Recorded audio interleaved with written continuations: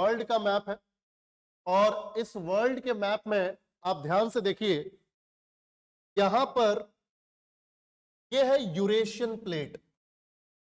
Eurasian plate basically हमारी अर्थ पर जो भी कॉन्टिनेंट्स हैं वो कुछ प्लेट्स का हिस्सा है, प्लेट्स का पार्ट है।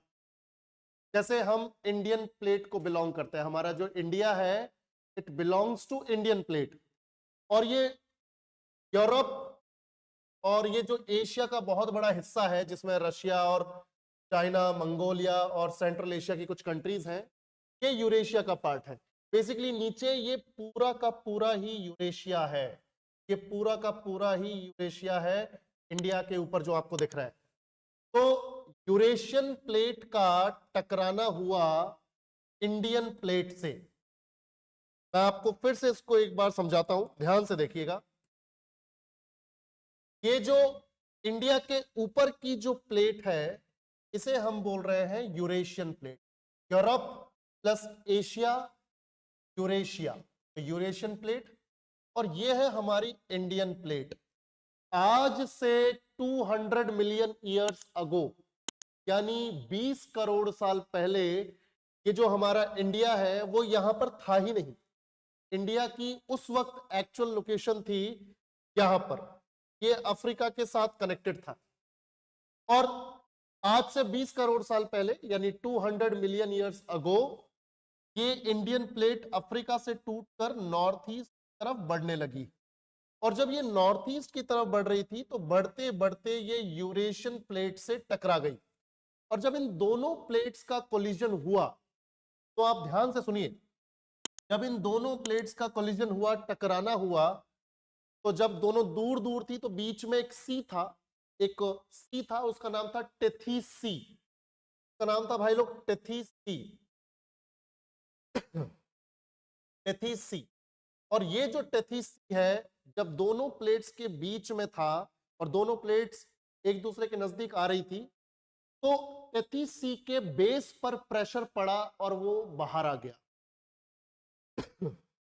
सॉरी गाइस, जब ये टेथीस सी का बेस बाहर आ गया तो ये हिमालयास के फॉर्म में हमें दिखने लगा। तो इस तरह से हिमालयास का फॉर्मेशन हुआ है। अब देखिए, हिमालयास का जो फॉर्मेशन हुआ ये इस तरह से हुआ। अब ये जो हिमालयास का फॉर्मेशन है ये हमें दिख रहा है इंडियन प्लेट और यूरेशियन प्लेट के बीच में, और ये करीबन 2400 किलोमीटर की लेंथ है। भाई लोग, वेस्ट टू ईस्ट या ईस्ट वेस्ट जो हिमालयास बने टेथीस के बेस से, टेथीस के सेडिमेंट के ऊपर आने से, वो करीबन 2400 किलोमीटर लंबा बना। पर यूरेशियन प्लेट के और इंडियन प्लेट के टकराने से हिमालय का एक्सटेंशन सिर्फ हॉरिजॉन्टल नहीं रहा, वो थोड़ा साउथवर्ड भी हुआ, दक्षिण की तरफ भी थोड़ा बढ़ा। और दक्षिण की तरफ जब बढ़ा तो वो इस तरह से म्यांमार का जो पार्ट है वहां से होते हुए इस तरह से देखिए नीचे तक पहुंचा। और आप ध्यान से देखिए, ये वो एरिया है जहां पर अंडमान एंड निकोबार आइलैंड्स हैं। बेसिकली मैं आपको ये कहना चाह रहा हूं कि हिमालय का जो ईस्टर्न साइड है वो साउथवर्ड एक्सटेंड हुआ, म्यांमार से होते हुए वो आज के बे ऑफ बंगाल की तरफ गया, और यहां पर ये अंडमान एंड निकोबार आइलैंड्स के फॉर्म में है। बेसिकली हिमालय का साउथवर्ड एक्सटेंशन, इसे म्यांमार में हम बोलते हैं अराकान योमा रेंज। भाई लोग, इसे बोलते हैं अराकान योमा रेंज। ये अराकान योमा रेंज जो है ये म्यांमार से होते हुए बे ऑफ बंगाल में गई।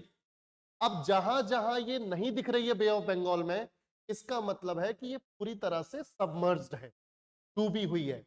पर जहां जहां आपको दिख रही है, समझ जाइए भैया कि वो अंडमान एंड निकोबार आइलैंड्स है।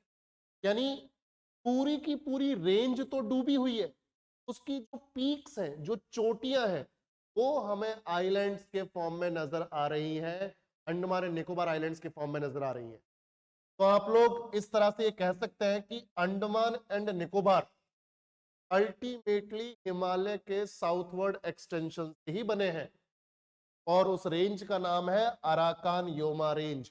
म्यांमार के लैंड पर तो अराकान योमा रेंज बोल रहे हैं, पर जब वो बे ऑफ बंगाल में सबमर्ज हो गई तो दिख ही नहीं रही है। जहां दिख रही है उधर हमने उसे बोल दिया अंडमान एंड निकोबार आइलैंड्स।